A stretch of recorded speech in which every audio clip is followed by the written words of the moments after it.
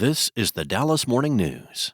It's Friday, October 3rd. Lots of sunshine and warmth today with a high of 93, clear tonight with a low of 66. Rinse and repeat for this weekend with plenty of sun and highs in the lower 90s. The overnight lows will be in the upper 60s.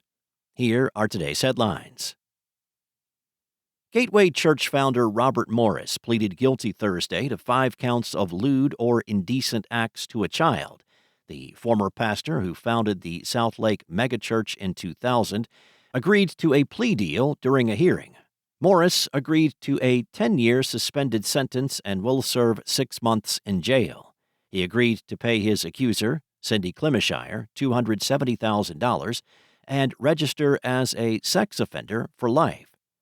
Clemishire said she was consulted on the plea deal. After the hearing, the 64-year-old Morris was handcuffed and taken into custody. His attorneys read a statement in which Morris apologized to the Clemishires and asked for their forgiveness. He thanked his friends, family, and Gateway Church members for their support and forgiveness. Gateway declined comment. Clemishire read a victim impact statement through tears, saying, "I am not a victim, I am a survivor." She said Morris's abuse had changed the course of her life. "You trained me to believe abuse was love and that my body was not sacred. I carried that heavy burden of shame for decades." She said Morris warned her she would ruin everything if she told others what was happening, and that warning became a prison for her.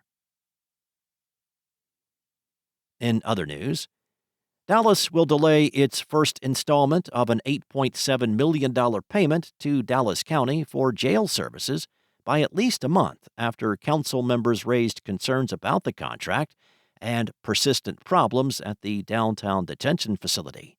The payment, which covers housing and processing for Dallas prisoners from this month until next September, faced opposition led by council member Kara Mendelson.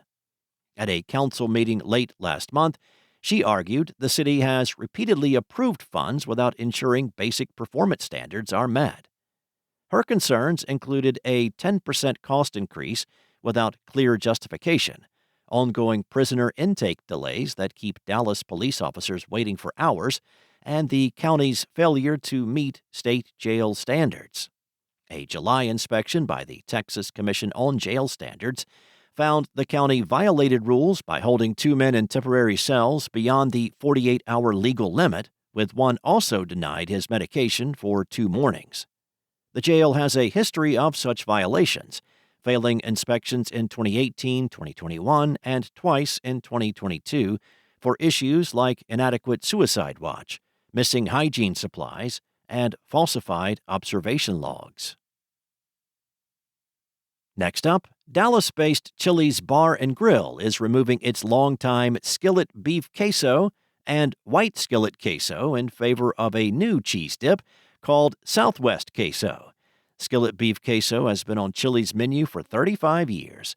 We can practically hear millennials gasping over the news. But George Felix, chief marketing officer for Chili's, said customers expressed dissatisfaction with Chili's queso lineup for the last few years. Skillet quesos accounted for 1% of total sales, the company said. The Skillet beef queso recipe has changed over the years, but it did not improve customer satisfaction. And 5 former Dallas Cowboys players, including 3 with Dallas area high school ties, were among 52 players nominated Thursday by the Seniors Screening Committee for election into the Pro Football Hall of Fame in the seniors category. Those under consideration are cornerback Everson Walls, defensive lineman Harvey Martin, quarterback Don Meredith, linebacker Leroy Jordan, and defensive tackle Ed Too Tall Jones. The Seniors Blue Ribbon Committee will cut the list of 52 down to 25, then to 9 over the next several weeks. The 9 semifinalists will then be cut to 3 finalists for consideration for election into the class of 2026. Thanks for listening. For more on today's stories and the latest breaking news, visit dallasnews.com. Enjoy your weekend, and I'll be back on Monday with more from the Dallas Morning News.